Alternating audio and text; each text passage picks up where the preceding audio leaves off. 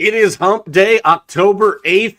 Calm down, pervs. There's plenty of stuff going on in the sports world, as always. Again, we're in a sports equinox month. It is fantastic. There is literally football on every single day until the day before Thanksgiving from today on. Yes, I do have Middle Tennessee State and Missouri State up on a 4-box right now with the WNBA Finals. Pedro Martinez speaking in only ways that Pedro Martinez can, and whatever the hell is about to happen in the final 4 innings in the Bronx is at the final 4 innings of the Yankees season. We shall see. Loaded crew, loaded show, Vegas Mack in the middle. What's up on your Hump Day, brother? Oh, it was an amazing day. It's my anniversary, so my wife took the day off. We hit every thrift store up on the mountain that we could possibly find, and we had some lunch, and it was absolutely amazing. Happy anniversary to the Thank McKenzie you. clan. Mama Mac. Well, it's been 4 minutes. She hasn't commented on the show yet. What the hell? TJ, what is up on this Hump Day for you, my friend? I did not pop any tags today. No tag popping? Nope. What is up with that? Somebody should pop the person right in the eyeball that designed the King's New Threads last night. We'll get into that with a little bit of puck talk here in just a second. My God, space phallic symbols is what they looked like. Like literally busted space condoms with the silver lids. Not a fan whatsoever. And when you dress like a jackass like that and you go out and then you get like your shit handed to you for the most part, it doesn't go over well. Yeah, that was not their best effort by any means of the imagination. Best tweet I saw today. I gotta pull it up before the end of the show here. We've already got Ranger fans unhappy about the start for the New York Rangers of the season as they get blanked by the Penguins. The Panthers beat the Blackhawks last night 3-2, and again the Avalanche beat the Space Cocks 4-1 at the artist formerly known as the Staples Center, whatever we're calling it now. We've got game action going on tonight. The Canadiens and the Maple Leafs 2-2 in the second. We are going to talk about the Atlantic Division tonight, but let's talk a little baseball, guys. The Detroit Tigers have lived to fight on a Friday, and they're going to do it with Tarek Skubal on the mound when that series returns to Seattle. A 9-3 win for the Motor City Kitties today. And they brought out the whooping sticks, man. And once they started hitting the ball today, and this is what we've seen a lot, T, out of this Tigers team this year, once they start hitting, they get into a groove and they start rolling. Well, yeah, I mean, and you were waiting just to see when this was going to happen, and luckily for the Tigers, it happened in a must-win situation. And now you get one shot with your best pitcher going. I like your chances in that game. Yeah, absolutely. And that'll be, again, that game 5 in that series is Friday at 1:40 West Coast time in the afternoon. That's like they're getting the Houston Texans treatment. Holy cow. Yeah, because if there is a game 5 in the Yankees-Jays series, that would be the 5 o'clock game on the West Coast, 8 Eastern. But, Mac, your Tigers... I mean, TJ just kind of nailed it. They asked for this position. They fought for this position, and now they're going to get a chance in this position with Skubal on the mound. Not unbeatable, but it's definitely not the task you wanted if you were the Mariners. No, and they've actually beat him the last couple of times out. It's not like they've beat him up. He's made a couple of mistakes, a home run in one game, and just a couple of bad pitches here and there. So it's going to be tough. I mean, it's one of those things. It's like, beat him once, beat him twice. Now, can you beat him a third time? It's going to be interesting to see if they can do that. But it's been a fun series. It really has. I mean that Seattle stadium is going to be rocking. even if it's in the afternoon. It's gonna be a fun game to watch. Good way to Tickets kick off the weekend. Yeah, tickets as low as $236 for a Game 5 matchup, winner take all, in advance to the ALCS. Again, as we mentioned, Scooble's on the bump for the Tigers. George Kirby is the announced starter for the Mariners, so good pitching matchup there. In the other game that's gone final today, the Chicago Cubs. Cubs win. Got a chance to stay alive 4-3 over the Brewers. Kind of a goofy game. We got a 4-1 score after the first inning, and then both teams kind of settled in there. Another home run to lead off out of Michael Busch. Kind of got the party started for the Cubs early. They'll advance on now to play tomorrow in that game number 4 from Wrigley. Come on, computer, catch up with me now. No announced starters as of right now. That game is slated for 6:08 p.m. Eastern. Actually, 6:08 p.m. on the West Coast. Why? Because if the Dodgers and Phillies have a game 4 tomorrow in Los Angeles, this makes total freaking sense. It's going to start at 3:08 in Los Angeles. I'm sure the place will be freaking packed to the nines by the 5th inning, and then it'll be empty by the 6th inning. Baseball scheduling in this postseason has been very, very, very interesting, Mac. Not that surprises me, for sure. I don't know for sure, but I will go out on a limb to say I think the Cubs play a lot of games in the afternoon, right? Exactly. Like, I mean, that's kind of like the Cubs thing. So I mean, again, the scheduling makes no sense whatsoever. I mean, you would think the Cubs are more familiar and the fans are more familiar, and it just kind of makes sense to slot them in that spot. Nobody would be upset. Cubs fans won't be upset. They love the afternoon games. I think they actually love the afternoon games more than the night games. So again, kind of interesting, but congratulations to the Cubs. Let's see if they can find a way to win one more. I'm hoping not. As you know, I'm on that Brewers train. Bless you. Getting all choked up here. Nola and Yamamoto tonight. T, do we get to a game 4 in the Dodgers-Phillies series is the big question. Nope, they don't have anything to worry about. This is going to be done. It'll be done. The Phillies have not shown any signs of life in this series, save for the 9th inning the other night. I think I think it's just a matter of when and not if. Yeah, they're going to have to jump out, and they're going to have to jump out early on a guy who's been basically nails for the last month in Yoshinobu Yamamoto. Obviously, we got to guess that Aaron Nola is going to be on some kind of pitch count tonight, so the Phillies are going to, it's going to be all hands on deck, if you will, for the Phils here in the next 24 hours. If they can get to tomorrow and get that game, they'll face Glass now. Philly obviously does not have a starter listed as of yet, because who knows what we're going to get tonight. I mean, again, with Nola, I'd be shocked, T, if Nola's not on a pitch count tonight. Oh, he has to be. He has to be. But Yamamoto has been great ever since he lost the no-hitter in Baltimore, and then the team lost that game. He has been absolute fire. Yeah, so we'll see what happens here in that. So, again, thanks a lot of Orioles. Yeah, right. That's it. See, we can play you know how they do those failure cycles when the league is complete, like the worst team beats the best team, and then you just follow the path around until you get back to the middle. We can all blame the Baltimore Orioles for lighting the Dodgers pitching staff on fire here. Hey. But at least Baltimore did something this year. This is true. This is very true. So if your team's in the middle of a playoff chase right now, feel free to comment along. If you're watching along, follow us on all of our social channels at Mike Arana Show. Everywhere but where and why, TJ? That would be everywhere except Snapchat, because Snapchat sucks and we're not 12. Interesting stuff in this Yankees-Blue Jays series. By the way, if you have not, and I wish we could play it without getting in trouble, but I'm not going to push the envelope there.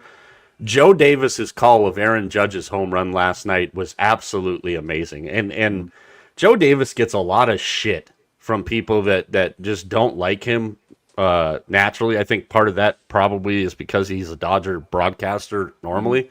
But Joe Davis is the voice of baseball right now. I don't know if there's a better guy out there. I mean, he knows how to call signature moments like nobody's business. And that moment, and obviously it happened, I think, right about as we were finishing up last night. So I didn't get a chance to hear it until after the game, Mac. But Joe Davis, I don't know why he gets the crap he does. I think he's fantastic. And that call of that moment in that stadium last night was absolutely incredible. Yeah, that was it was really good. I mean, if you saw the play, that the long fly ball, you didn't know if it was going to be fair or not. I mean, it's one of those things. Great announcers will let the moment breathe, and I think he did. I think he did just enough to signify, hey, listen. And T, you talked about it a little bit last night. When is Aaron Judge going to step up? Well, our He answer did. was 5 minutes after we got off. That was the time. But I mean, that was again, a really good call by a play-by-play announcer. Again, highlighting the moment, kind of saying, "Hey, listen, here's a guy. He's done a lot, but he struggled in the postseason, and now here's his now Yankee postseason moment." It was a really good. It was well done. It was well done. I'll give it an A+. Yeah, T, and I'm interested to see what kind of catalyst that maybe turns into for the Yankees. Obviously, they've got to win tonight, and they've got to win the next one. Otherwise, their season's over. But, it's one of those things. If Judge catches fire for the Yankees right now, they're a freight train because everybody else in that lineup hits exponentially better when he's on. And, I mean, that's the case for any team with a big slugger like Aaron Judge. But, it's very interesting to see because if he can get them through tonight and they go into Toronto, there's going to be a lot of pressure on Toronto. You can't get backdoor swept here. Yeah, I'm not convinced that this lineup is very good, though. I mean, you got 4 guys hitting 200 or less in the series. Judge, yeah, we talk about. I'll own it. I talked about Judge not stepping up. Dude's hitting 500. So, but it's like. Yeah. You roll out Stanton. Stanton has been terrible for years now. I think Chisholm has a chance to maybe redeem himself. Volpe has been just a disaster on defense and offense this year.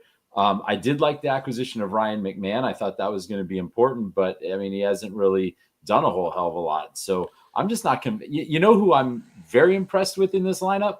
Paul Goldschmidt. Mm-hmm. That's who I'm impressed with in this lineup. I'm not sure that the Yankees have the horses on offense right now.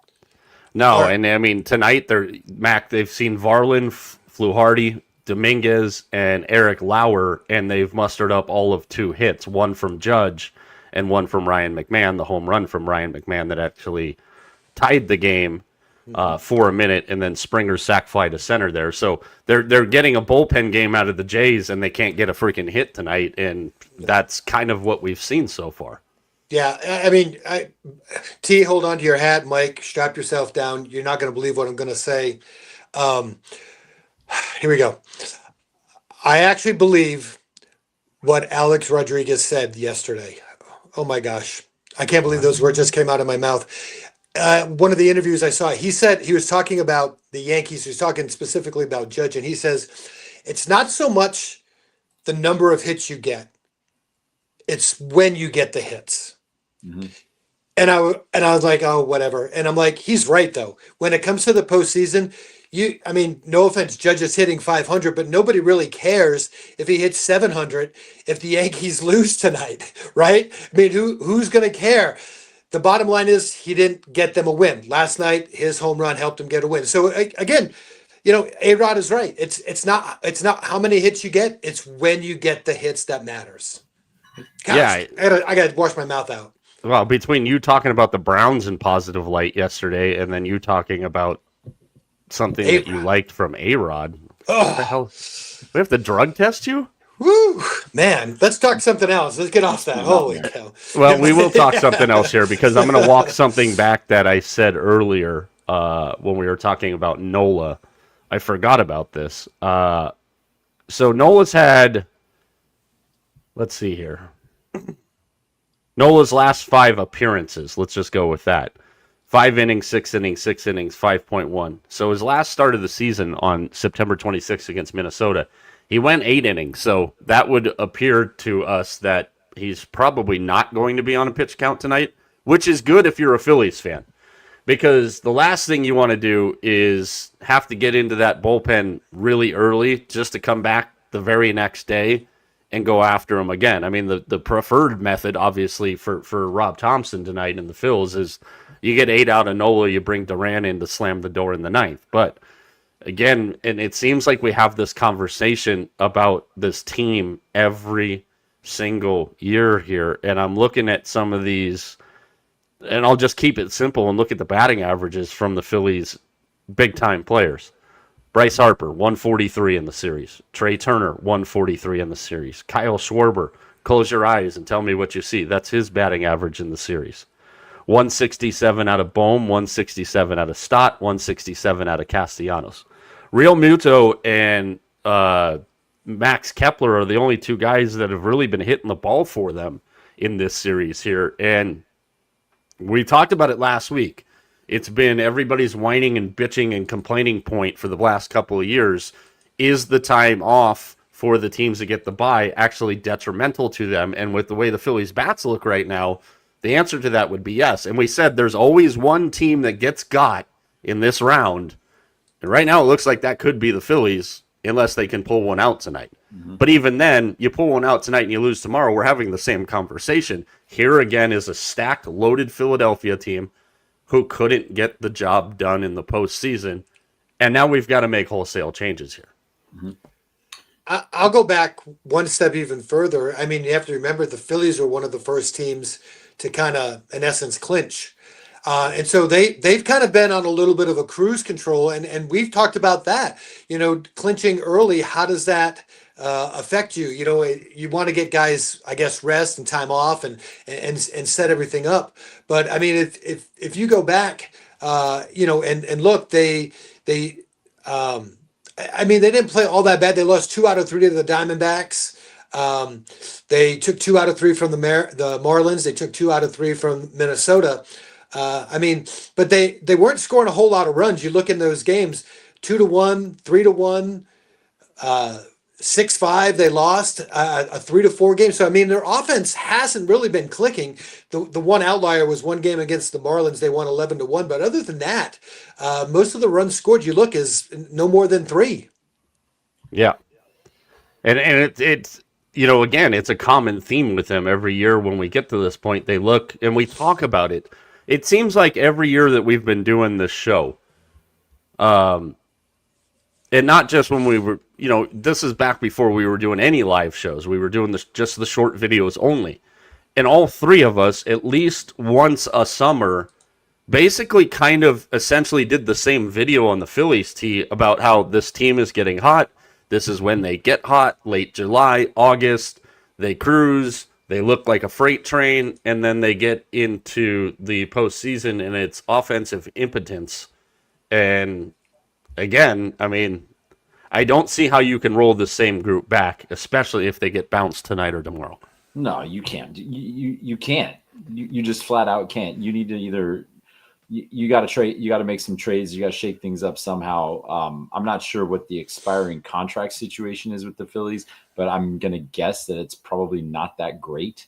Look, you got to do something. It's almost like the Maple Leafs. The Maple Leafs roll out the same core for 7 or 8 years and they get nothing. Well, now we're going to see with the Maple Leafs if changing the dynamic is going to help them out. And the Phillies are going to have the same thing. Kyle Schwarber, JT Realmuto, Ranger Suarez, Max Kepler, and possibly Alec Bohm. Those are all guys that could not return to Philadelphia. Here's the thing about the Phillies lineup, and we know Bryce Harper is a really good player, but here's another thing that we know about Bryce Harper: he's very streaky. He'll go weeks and he'll carry the team, and then he kind of goes down. Carl Schwartz is great. Everybody likes him, but this is a guy that for average does not hit very well. He hits bombs, but he is not a big average guy. So, you look right there. You have a couple of guys in your lineup that don't do a whole lot. Trey Turner has been good, but he hasn't been from a numbers perspective, he hasn't been the leadoff hitter that you expect. I mean, you want his on base percentage to be higher. You want his average to be higher. He's kind of streaky. And the same, you kind of go down that lineup. They are a lineup that is filled with streaky hitters.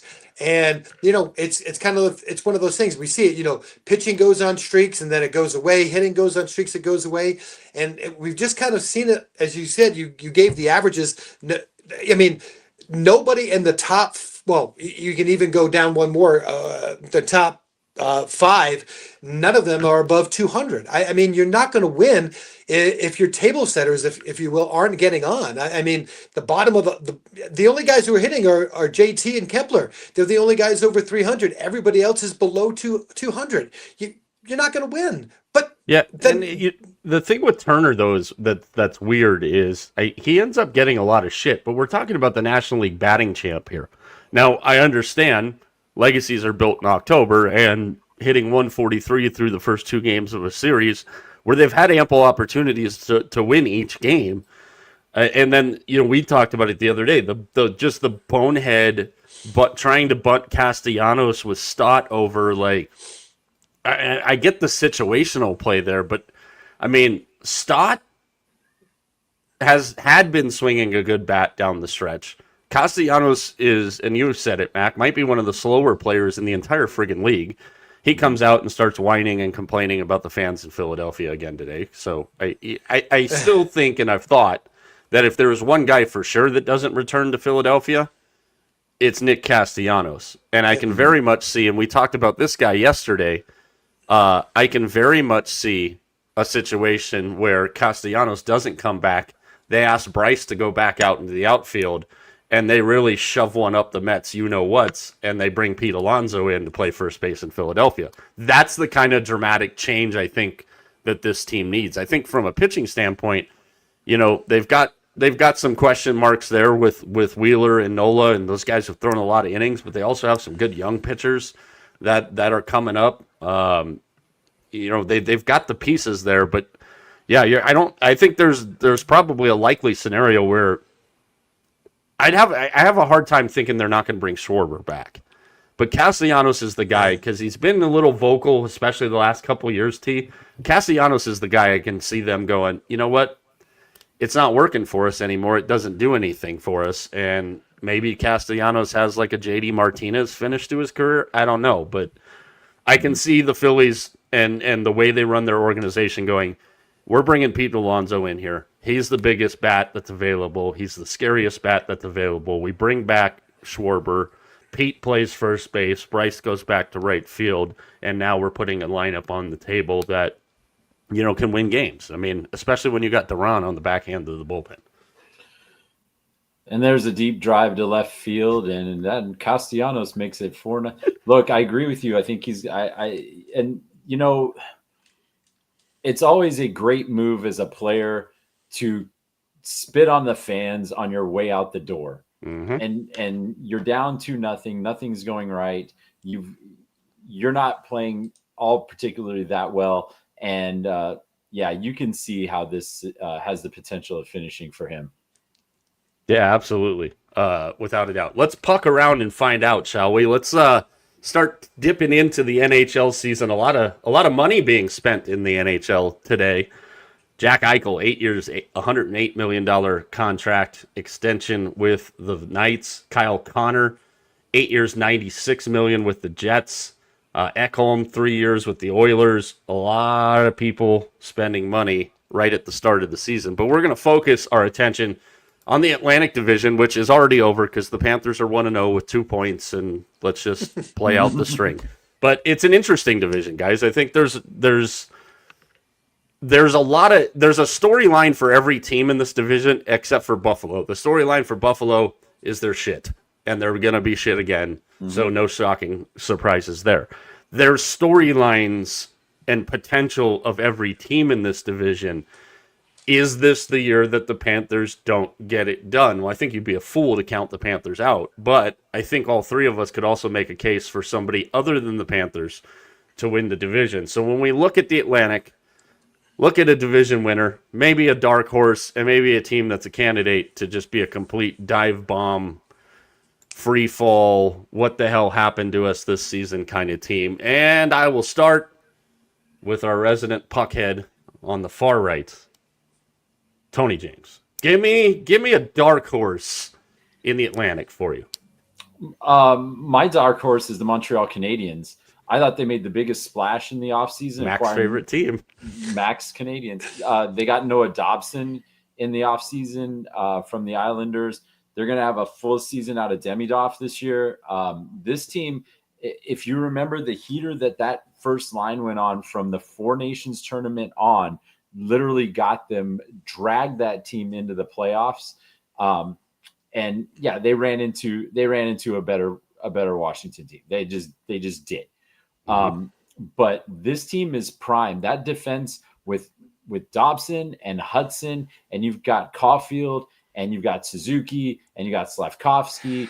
This team is borderline ready to pounce here, and I wouldn't be surprised if this team wins the division at all. I very much see that as well. Mac, why don't you give me your dark horse after talking about your favorite hockey team, the Canadiens? Yeah, I got a lot to say. I got a lot to say about the Canadiens, but my dark horse is right there, the Boston Bruins. They had a down dark year. Horse if I can see them in plain sight. Oh, it's a ghost runner. Oh, Jesus. Don't get him started on that thing. Listen, the Bruins had a down year last year. I mean, you look at we know the history of the Bruins. You usually don't have the Bruins with multiple seasons that are that bad. And so I just kind of just off of their history, I think they're going to be better this year. By no means are they going to raise a cup, but I think they're going to be a lot better. My dark horse is Ottawa. And it's twofold because we've seen them kind of putting some things together over the last couple years.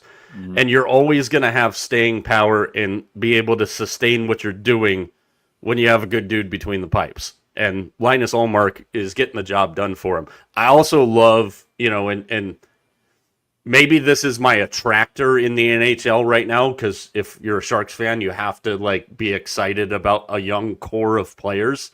And that's something I think Ottawa has too, with Stolze and Sanderson. Tkachuk's really, everybody talks about Matt, and rightfully so because of the success of the Panthers. But the other Tkachuk, if you will, up in Ottawa, very, very key leader for them. And you can see the team kind of morphing around that Tkachuk style of play.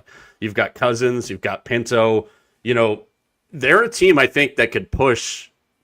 Probably a team that two of us have to win this division as well. And again, to me, it just goes back to when you have quality goaltending in this league, something that the Sharks still don't have. It goes a long way, and we know that. And Linus Ullmark is a steadying force for them. So I would be shocked if they don't make a third straight playoff appearance. But I also think that they're going to be comfortably in. And we know in the Atlantic, you've got to fight your way to damn near the 100-point mark. So that would be a big step for them, but I don't think it's as big a step as everybody thinks. Give me a candidate T in the Atlantic to just completely nosedive and bomb out of the season. I wish I could move my hand over to Mac's closet there, because the one right behind his head that's my choice to dive bomb. I just don't think they have the horses. I think they realize that this is going to be a rebuild year in Boston. I do like some of the players. I love Morgan Geekie. I think he's outstanding. Mm-hmm. They gave Pasternak a nice new deal, but this team is just not going to have. They just don't have the horses this year to contend. Yeah, and you know what? Before you give us your dark horse, since mine is the same there, I like. You mentioned Geekie in Boston. I like, the addition of Middlestat, the addition of Arvidsson. They made some moves, but are we going to get more than 67 games out of Charlie McAvoy? What's really the direction? The Jeremy Swayman thing last year, that played a hampering role on this team for a long way through the season, and I don't think it's getting better. I think it's got to get worse before it gets better. So I'm totally with you there. Who's your nosedive candidate, Mac? Unmute your microphone, you dingus. The Montreal Canadiens. Shocking. I knew it. Knew it. Listen, first off, I don't think their goaltending is very good. I said that all last year. I still don't think it's very good. I think that's going to hamper them. To me, I see a couple of things. I last year I think I saw a lot of the Canadians have like a career year, if you want to call it that. And so I think that was kind of what pushed them. To me, they have a lot of pieces of the same puzzle. It seems like they have a lot of the same player, and that always creates problems for me. I think they just have one power play. You have three defensemen who like to move the puck. You can't have three defensemen out on the ice at the same time with the puck on your stick. And so I just think, to me, you have a lot good pieces. There's good pieces in Montreal, but I think a lot of them are the same, and I think that runs into a little problem because all of a sudden, when you're not playing on, you're not in the top six. You're not on the number one power play. You start wondering, well, what am I doing here? And I think I think they're going to run into some problems with that. Talented, but again, too much of the same for me. Yeah, I can see that. I can agree with that. I think there's a bigger potential for Montreal to have kind of a fall off the table than there is for a team in that division like Ottawa. All right, let's go division winners here, and I think me and T have the same pick here. So, Mac, why don't you give us your division winner out of the Atlantic? Yeah, I went with Toronto. I know it's not a sexy pick, but my thinking is this. I mean, we think, Florida just wants to get in. We know they had a couple of major injuries. I think, they're going to be down a little bit. I mean, by no means am I counting them out. The same thing with Tampa Bay. I mean, without a doubt, Tampa Bay may be the most talented team in the league from an offensive and defensive standpoint. They can score goals. They play great defense. The biggest thing with me, it always seems like for Tampa Bay, is the injuries. And it seems like year after year after year, they just have injuries. And so the reason that I picked Toronto is it's kind of almost what T said. It's like, yeah, they're going to throw basically the same team out there, but that team's been pretty consistent. And I think sometimes when you lose a big player like they did, and Marner, I think it kind of will rally the troops a little bit. I think the other thing we have to remember is that Austin Matthews was hurt last year. Having him healthy this year is definitely going to help. I think Toronto's going to be all right. Again, we're not talking about playoffs. We're just talking about winning the division. I think they can do it. Tampa is where T and I have fallen on this, correct? I got Tampa Bay. I think that they are. I think they are locked and reloaded this year. I don't like Florida's injury situation right now. I don't think they have. I know that Kachuk's going to be out a little bit, and Barkov's going to be out pretty much most of the season. They're going to have to rely on a lot of depth here. Not saying that they can't do it, but Florida's in it for the long haul. If they can get in, they're just like, okay, who do we play next? Okay, great, we're going to win 16 games and it'll be over. But Tampa Bay is, man, Kucherov, Gensel, they were outstanding last year. I know it didn't go very well for them in the playoffs, but I think this is a bounce back year for Vasilevsky. And I like their pickup of Bjorkstrand last year. I thought that was important. I liked when they picked up Yanni Gourde back again. I think this is a team that is going to dominate the Atlantic Division. I think they win this thing by 10 points. Yeah, and I think the biggest key there is, and you mentioned him, is having Andrei Vasilevsky back into his dominant form there. And the other big key, and I think you're going to see this out of the Lightning this year. They know what the key is. Avoid the 2-3 matchup in the Atlantic, because that means you're playing another 100-point team. And I think we'll see Tampa come out and go, whatever the hell we have to do, we're going to avoid that 2-3 matchup. Like, that's their focus, because that's been their Achilles heel for the last couple of years, is getting stuck in that first-round matchup with another 100-point team. And the reality of the Atlantic is we're probably looking at 300-point teams in the Atlantic if everything goes right. We know the two teams in Florida, even banged up as the Panthers are, they're probably still a 100-point team because of their depth. I mean, that's how, everybody made fun of all the signings in the offseason. Oh, these guys are going to be 45 by the time they don't care. Nope. It's depth. And they went out and addressed depth better than anybody did. There's also a team in this division that I think would be great for the sport of hockey if they can pull their heads out of their asses and put together a season here. And that's the Red Wings.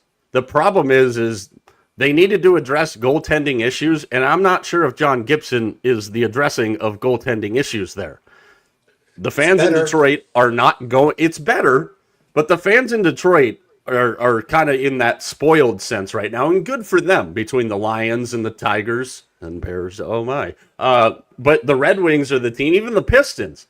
The Red Wings are the only team in Detroit that seems to be stuck in freaking neutral right now. And I think they're also, to me, they're also like the biggest wild card in this division because I don't know what the hell we're going to get out of the Red Wings, T. I think this. I think the way the NHL does the playoffs is really going to hurt the Red Wings this year. I have them finishing 6th, and I think this is a borderline playoff team, and I have them finishing 6th. So this is, yeah, I agree. I think the acquisition of Gibson gives both a new start for Gibson because he was buried behind Dossel all last season. So it gives Gibson, he's the starter, he's the 1A, he's the guy. So he can recapture his form. And this team is young, but with Raymond and Sider, and this is a great team waiting to just get the goaltending. I mean, they've run out last few years. They've run out Nedeljkovic. They run out Mrazek. Like they might as well run out me or you. So I think they're going to be better. I think they're going to finish with 85 points at least, but I have them 6th. Combined age of 70 between Cam Talbot and John Gibson in goal for the Red Wings this year. Mac, I'll give you the final word on the NHL's Atlantic division before we move into some college football. This is a fun division because you have, without a doubt, if 2 or not, maybe 3 of the better teams in the league, both the Florida teams and Toronto, and then you have, like T said, you have a couple of young teams, and Ottawa, Mike, I know you mentioned them. I mean, they're a fun young team, definitely to be reckoned with. Detroit as well, and Montreal. I mean, so this is it's a good solid division, and like you said, if you got to hit the century mark to get into the playoffs, then you're playing a pretty darn good division. Yeah, absolutely. So we'll get into some of the other divisions into next week's programs. You know, we'll string them out till we hit all 4 of them here in the first couple of weeks of the season. So exciting stuff there, especially if you're a hockey fan. Again, next year we'll start even earlier when it comes to the hockey slate. So a lot of fun times, fun stuff going on in the NHL, including John Tortorella as an analyst for ESPN. That's going to be must-see shit right there.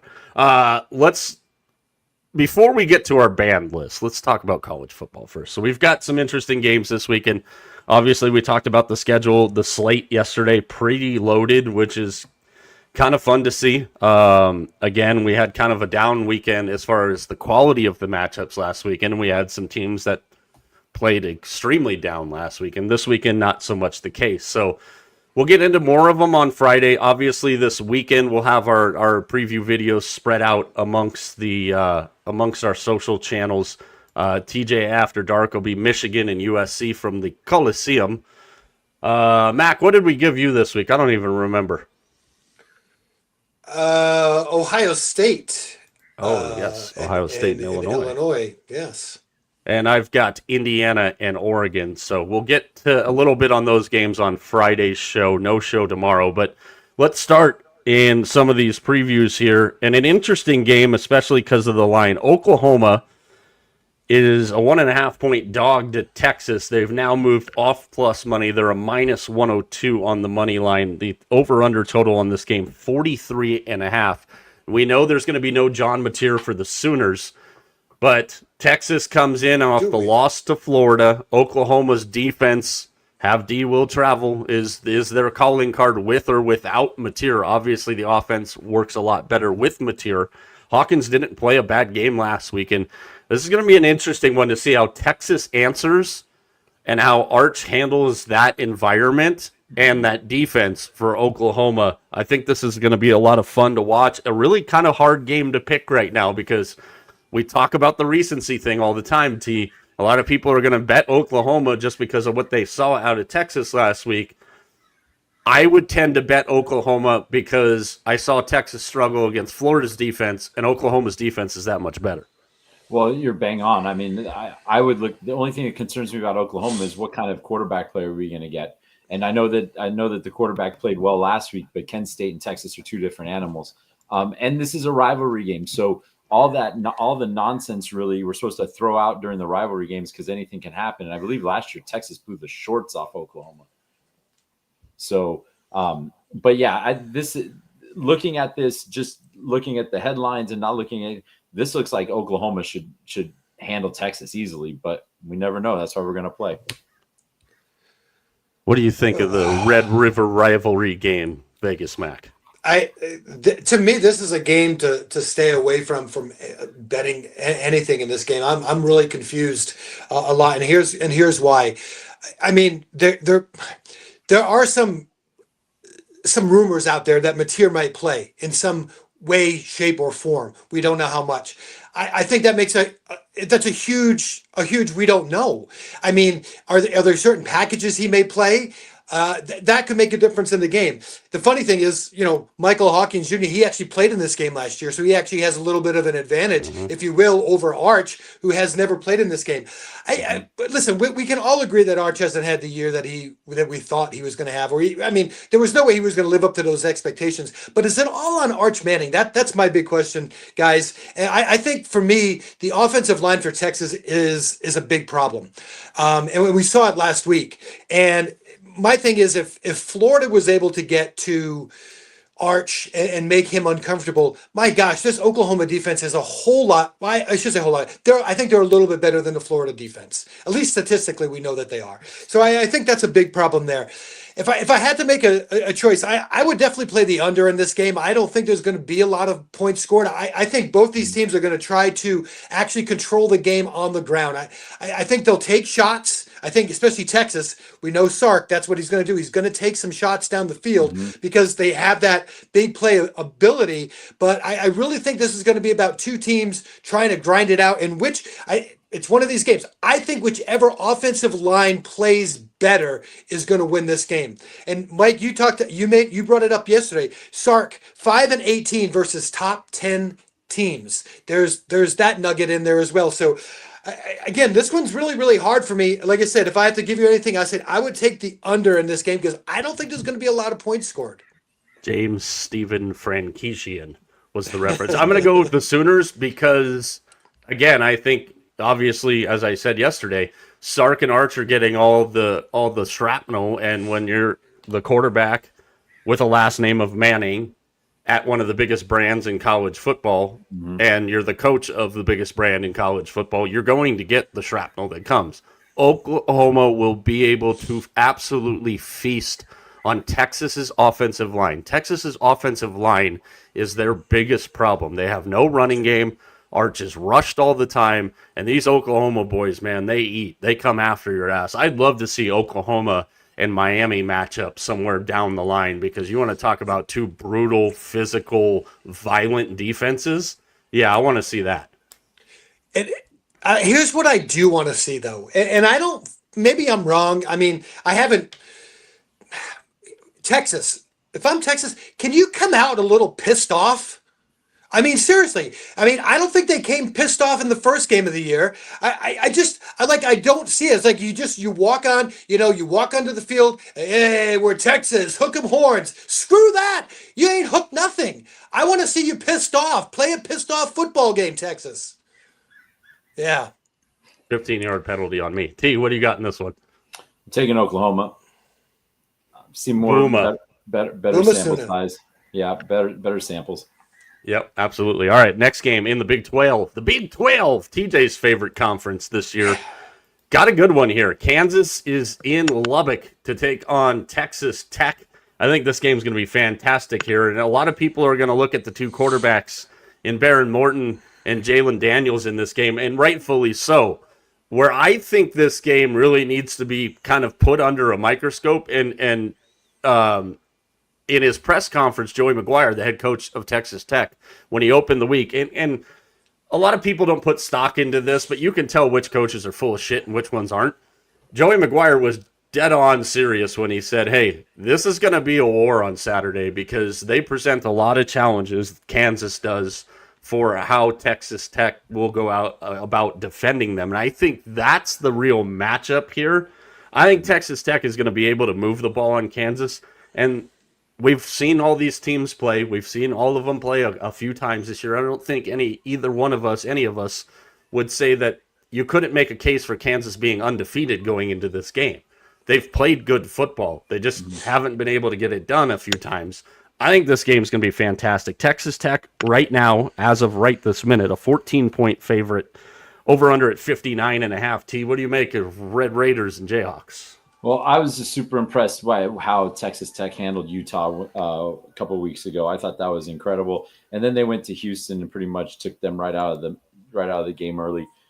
This defense for Texas Tech is don't. I mean, they've made no bones about what they're trying to do. They're trying to be the best team that money can buy in the Big 12, and they are succeeding so far, in my opinion. I like Texas Tech blowing them out tonight against Kansas. Yeah, I got them to cover the spread, and somebody needs to beat the Dodgers so I can just so I don't have to watch guys when they get to first base, second base do this shit all for the rest of the postseason. Mookie Betts with a triple in the bottom of the first, one down. Betts on third. I think I like the Red Raiders. I'm big on this team. I love Baron Morton. I think they cover the number. I don't think they cover it easily, though. I definitely love the over in this game at 59.5. What do you got, Mac?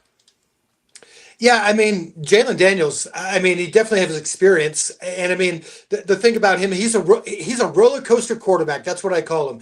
I mean, he's going to send you, highs and lows, baby. And he likes to get that ball down the field. Unfortunately, here's the thing, that Texas Tech defense, their secondary, from a grade wise, they're graded as one of the best secondaries in the nation. And they got a guy on the edge, David Bailey, who's pretty damn good as well, getting to the quarterback. Are we all? Is this it? We're good. Is this how we that go was out? it? I was going to say, maybe they're not that good of a defense, but this is a Texas Tech team that is. I love their balance, and that's what I like on. You need them to run the ball in games that they needed to run. They've run the ball. When they needed to pass the ball, they've passed the ball, and they just play good defense. But here's the thing: I agree with you. I think this is going to be a close game. I don't know that. I don't know that they're going to cover that 14.5 points. I like Texas Tech to win this one, so I would take Texas Tech on the money line on this one. But I think this is going to be a close game. Yankees defense strikes again. We'll circle back around to that one. Final one that we're going to talk about tonight, and this is going to be a fun one, and it's an early kickoff, especially on the West Coast, 9 a.m. Alabama, number 8, travels to Mizzou to take on the Tigers and Bo Pribula. Right now, the number is a hard number 3. I don't love it. Alabama favored by 3 points, over under at 51.5. Our guy Jared Smith, and if you're into sports betting, I hope you follow him because the dude is a wealth of knowledge. Other thing he does, and I will post this on our X page and anywhere else that I can post it after. He did a very interesting kind of film study on the Missouri defense and kind of showing what South Carolina was able to do to the Missouri defense and how Missouri approached it. And I agree with what he said in his video. I think Ty Simpson is going to have an absolute field day on this Missouri defense here. Again, we know what the knock's been on Kalen DeBoer's Crimson Tide. Can they win games on the road? This is an awkward kickoff time, for everybody involved, but more so for Alabama. And our guys from the Herb and Raj podcast were talking about it last weekend on their Saturday night show, just kind of looking ahead to this game.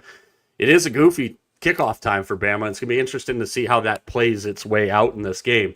But I think with Horton and Bernard and Williams and Ty Simpson just looking more and more and more comfortable week after week after week, I think Alabama can put up a monster number on Missouri's defense this weekend, Mac.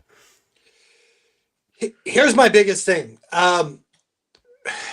Alabama got up last week because they had a revenge game against Vandy. They played very, very well. They got up the week before because they played Georgia, because it was Georgia. They have Tennessee next week. Can they get up again for this game? That's my big question. Listen, the last couple of years, this has been the game that Alabama loses. Okay, this has been the game. I think for Alabama to win, I think Jan Miller's got to have a great game. This has got to be his game because here's why. What we know about Kirby Moore and his offense at Missouri is they run 12 personnel. I've said this every single time I've talked about Missouri. They are going to run the ball down your throat. If Missouri can, they want to shorten this game. They want to make this game as short as it possibly can be. If Missouri can run the ball and keep themselves 3rd and 2, 3rd and 3, they're going to have a chance to win this game. They absolutely will. Because I need to. But here's the thing: I need to see what Bama team's going to show up. If the Bama team that showed up against Georgia and Vandy shows up, yeah, I think they can do it. If not, I'm telling you right now, I think this is going to be a close game. I think Missouri wins this one on a field goal. It's going to be an interesting one. And you know, he just talked about the rushing attack for the Tigers here. 6.5 yards per carry, which is 9th in the country. And then both yards before contact and after contact, they're in the top 20 of the country. So just to kind of echo Mack's point there, what do you make out of this one, T? Mizzou and Alabama. I think Mack nailed it. If Missouri runs the ball and they're successful, this is going to be a long day for Alabama. I've got Missouri winning this one straight up. You're agreeing with him, Mack. Yeah, look at that. Hey, right, big T, way to go. I'm going to play Switzerland on this one for basically the reason that you just said, Mack. It's, can Alabama get up? Goofy kick time. You know, they've got Tennessee coming. You know, they've had to get up and play high emotion games. But I think that I would still lean to Bama. I'm waiting to see if this drops to 2.5. I would love it a lot better at 2.5. I know there's a lot of people on Missouri. I think for me, the surefire shot in this game, without hesitation, when I saw the number come out, was the over in this game, because I do think Ty Simpson, and you saw what having Jan Miller back last week did for the Tide as well. It's like, you know, I just think Simpson's going to pick apart their secondary and put up a monster game and vault himself even more so to the top of the Heisman odds list there. So, and that's going to be the big thing, you know, if he does. I mean, I agree with you, but it's like the way Missouri plays, if they have one or two bad possessions and all of a sudden, you know, you look up and it's the second quarter and it's a 7-3 game or a 10-7 game, you know, where's Alabama going to go? Are we going to see last year's Alabama, or is this a new Alabama team that's going to be able to just wipe that slate clean and see what they do? So I think it's a lot about the mentality of how Alabama approaches this game. Yeah, I think that's a perfect way to nail it. And as we said, as we get through the week, no show tomorrow. We'll have a show on Friday. We'll get more into some of the rest of the games. Obviously, on our social channels, we'll have everything covered there as well. Let's move over to the National Football League, and we've got a couple of interesting games. If you didn't catch my blog post today, I kind of talked about all the 4-1 teams and who's separating themselves or not, so you can check that out on all of our social channels. Hell, you can even go to our website, MikeAranaShow.com. We're going to start in Tampa, where the 49ers and the Bucs tangle, two of those 4-1 teams, and we know the story for the Bucs this year. It's come from behind Bucs, and my only question with that is, at what point does the Bucs defense get analyzed with a little better scope here? Because when you're behind all the time, typically that means your defense isn't playing the greatest. And it's fine and it's fair, and we know the Bucs are never going to be out of a game. I think you can make a serious case for why Baker Mayfield might be an MVP candidate legitimately, and you can still get him, by the way, at good odds to be the MVP. Niners are 2.5-point dogs. Over-under on this game is 47.5. So here's what we know before we get to the nuts and bolts of this one. Brock Purdy, Ricky Pearsall, Jawan Jennings, all three of them did not practice today for the 49ers.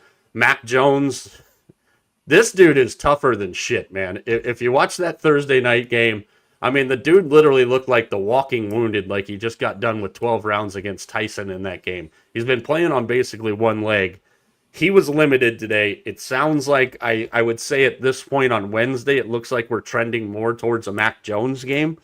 Obviously, the 49ers have some other injury issues, but today ends in Y. The sky is cerulean and water is wet. Tampa, a little more on the healthy side. for the most part, they've got a bunch of guys questionable. So again, keep your eye on the injury reports here. But I think this is going to be a fascinating game because here's the reality of the situation. You can say what you want about the 49ers injuries. You can say what you want about their schedule. They're 4-1. They're undefeated in the conference. And their worst game they played, they really still had a chance to beat Jacksonville. Tampa, we know what they've done on paper. I think it's a fantastic game. 125 window. Jim and Tony on the call for this one. So that'll always add some extra to it. Niners and Bucks, Mac. What's your first thoughts? San Francisco's coaching staff's done an absolute, just tremendous job. I mean, hands down, with all these injuries. I mean, part of that goes on to the coaching staff. But I think it's one of these things. I think at some point, Joe Montana's going to run out of luck being quarterback for the 49ers. It's just going to happen. I mean, I don't think he's that good. Maybe he is. Maybe I'll be proved wrong. But I just think it's going to catch up to. I just think the injuries are going to catch up to the 49ers, and I think this is the week that it does. I just love the way Tampa Bay plays. I mean, and Mike, you said it. I mean, we know how good Seattle is defensively, and we know what they can do, and especially to go into Seattle and play like Tampa Bay played. I mean, hats off to them. Baker Mayfield, he'd be my MVP if the season ended today. I think this is going to be a high-scoring game again. I do think this is a good note. I do think the 49ers are going to finally get an interception. I know they've gone something like 10 or 11 games without an interception. I think they're finally going to get an interception, but I don't think it's going to matter. I think Tampa Bay wins this game. Speak some sense into the gentleman in the middle. I do my best, but that Bruins jersey is blinding my eyes. Look, I think I think the Niners are a really good team. I think they've proven over this last stretch that because of their quality depth, if you will, with Mac Jones, who's been very impressive, this team deserves to be 4-1. They deserve everything they've gotten. But I agree. I think the luck's going to run out this week. I got Tampa Bay, the cardiac Bucks. You pandering son of a bitch. Did you see what he just did while you were trying to very eloquently explain your position on this game? 2.0. Hockey back in the desert. Yeah, it's kind of a catch-22 for me because we've seen the Niners deal with injuries basically for the entire Shanahan-Lynch tenure. Again, I think there's some serious questions that need to be asked about the staff that kind of handles that. And I get it, injuries are part of the game. My point is it doesn't seem like that ever really hinders this team. I think that what you saw last week against the Rams is you saw Robert Saleh and how good he is as a defensive coordinator find ways to get after Matthew Stafford and make the Rams uncomfortable. I don't think that the Niners are asking the offense to do a whole lot. I mean, I think they're going to actually kill Christian McCaffrey this year. He's on pace to shatter the NFL record for touches in a season. I think we talk about these award winners. I think you got two award winners in this game. Christian McCaffrey, comeback player of the year, and Emeka Egbuka, the offensive rookie of the year. I think this is a game where the Niners get severely hurt by not having Malik Mustafa back there. He's still a couple weeks out. I think that makes a big difference when you're dealing with this passing attack, which isn't even at full strength for Tampa Bay. I think it's going to be a fantastic game. The Niners have always played well in Tampa under any circumstance, but this Bucs team's got some magic here. If the Bucs defense can start to pull their weight a little bit better, that'll be something to pay attention to. Also, the health status of Bucky Irving, which really didn't seem like it mattered last week either. So I think that's going to be a fun one. Should be one of the better games of the weekend. Speaking of, let's go to Duval for the red-hot Jacksonville Jaguars hosting the Seattle Seahawks, who are coming across the country to take on the Jags. And I think this is another interesting matchup. I think people aren't really and haven't really been as high on Seattle as maybe I have been. I think people are honestly still trying to figure out who Jacksonville really is. I think last night maybe for some people helped. It didn't really change anything for me. I still saw some of the dumb things that Jacksonville does in the way they go about games, but now you've got a Seattle team trying to keep pace in the very competitive NFC West, and you've got a Jacksonville team that's trying to keep pace with the Colts and possibly take over that division. Seattle is actually favored on the road, -1.5. Money line's an even pick 'em or not a pick 'em, it's a -110 on both sides there. So kind of split down the middle on this one, and I think a lot of people are split down the middle on this one. I know I am. What about you, Mac? I mean, TJ, that's our favorite team, the Jags, right there. And I mean, they've had 2 really good weeks. Waffle House Jesus. Yeah, I mean, they go on the road, a big game in San Francisco, and then a big game on Monday night. But did you see? I mean, how they win that game? I mean, Lawrence gets stepped on. He falls down 5 times. He gets. I mean, it just nothing they do seems right. But here's the bottom line: they're still 4-1, and they've had 2 really good wins in a row. The Seattle team, again, good game last week against Tampa Bay. This is, again, I love this matchup. To me, I think it's true. I think it's a pick 'em. I think this game could come down to a field goal at the end. I think they're that close. I think if it comes down to a field goal at the end, I would lean towards the home team. I'd lean towards Jacksonville pulling out another one. But then again, I'll take out my candle for them because that's what started the winning streak in San Francisco, the candle. I still don't trust him. Mr. Peonies and Lavender in there. What do you think, T? This is a tough one for me, but actually it's not really. I like the Seahawks going away. Yeah, I think I'm in the same spot there. And I think a key thing here, there's 2 key things I think when I look at this game. Seattle, and I think this definitely hurt them last weekend, missing a lot of guys, especially in their secondary. As we sit on Wednesday, Reek Woolen is questionable with concussion. Devin Witherspoon's questionable with a knee. Julian Love is questionable with a hamstring. Ernest Jones is questionable with a shoulder. Nick Emenwari is questionable with no designation. Fantastic reporting there. Site to not be named. I think the Brenton Strange injury, and it sounds like it's not season ending. There's still people whining and crying and threatening to take their money away from a certain book because they couldn't get their bets refunded. Hate to break this to you guys. It's gambling. There's risk involved, and injuries are part of the game, so stop crying about it. But I bring that up because Brenton Strange is their leading receiver. And it doesn't seem, and Troy and Joe, like I know him first name, hey, my buddies Troy and Joe on Monday Night Football, they talked about it a lot, and it doesn't seem to like WHJ, our boy Trevor Lawrence, has gotten on the same page with Brian Thomas Jr., who is a hell of a weapon for them.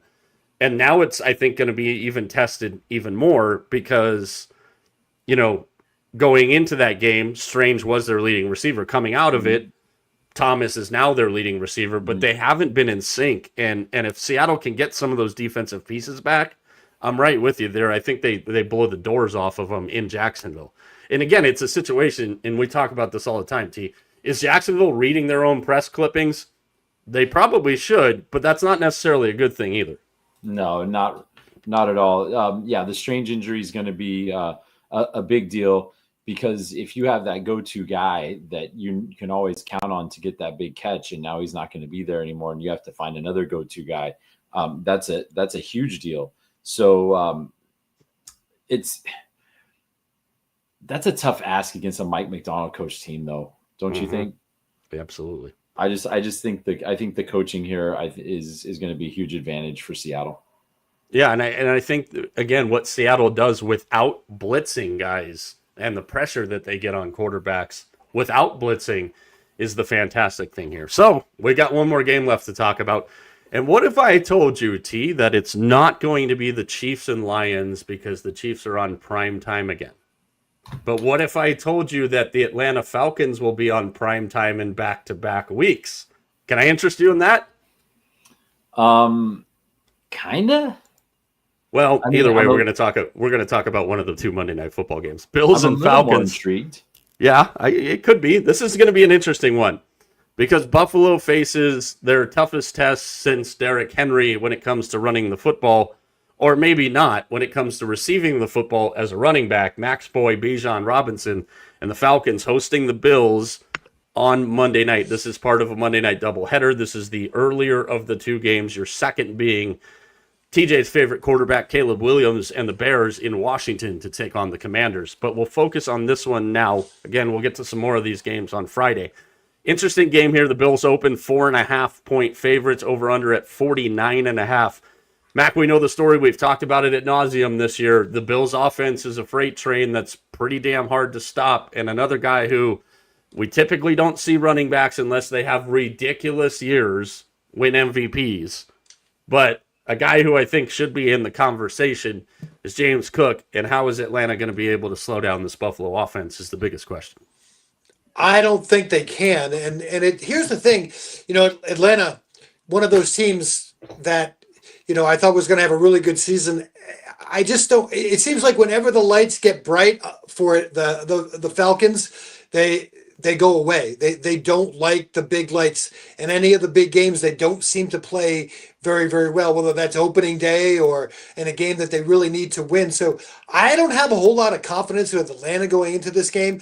Buffalo is going to be licking their chops coming off of that embarrassing loss to New England at home. I think this has all the signs to me as an absolute Bill Spank job. Spanked. We haven't used that one on the show yet. TJ. I think the Bills I'm leaving it alone. Otherwise, we're going to take that train down those tracks. I know. I think the Bills are embarrassed by the way they played this past weekend, and unfortunately, the Falcons are going to get the brunt of their ire here. I think the Bills are going to take this one fairly easily, cover the number. Yeah, and an interesting spot here for the Falcons on the schedule, too, because they have the game on Monday against Buffalo, and then they go across the country for Sunday Night Football next week to take on the 49ers that may or may not have Mac Jones or Brock Purdy at quarterback. Could be Mac Jones again, but the 49ers should have George Kittle back for that game. So this is and we talked about this when we previewed the South. This was that stretch for Atlanta, like, hey, show us who you are. The Bills might not have Ed Oliver again, and I think if anybody questioned how important Ed Oliver was to the Bills, A, you're a fool, and B, you saw that exactly last Sunday in their loss to the Patriots. There's Matt Milano, questionable with pec injury, TJ Sanders, Dorian Williams. I mean, I've given the Bills shit, and I think rightfully so, for being poor against the run. Those are some big reasons why, especially Big Ed Oliver, who is just a menace to everything inside for the Bills defense. So the quicker the Bills can get Ed Oliver back, maybe the one extra day to prep for this game, hopefully that helps, because I think the Bills, I don't think we're going to get an accurate look at who the Bills actually are until we see them, especially Ed Oliver, back in that mix, Mac. No, I mean, I have to agree with you, but I don't, my trust level in it, that's the bottom line. My trust level in Atlanta is just not there. I just don't feel it for them. It's a real enigma because they have all of the pieces. It seems like they're there. They cannot seem to put it together. No matter what, I have no trust. 4-1 Blue Jays, top of the 8th from the Bronx. The Yanks running out of time. And again, only 3 hits and another costly error. 0-0 from the world's largest outdoor toilet in Los Angeles. Phillies don't have a hit yet. The Dodgers have 1. So that game started kind of how I think we expected it to.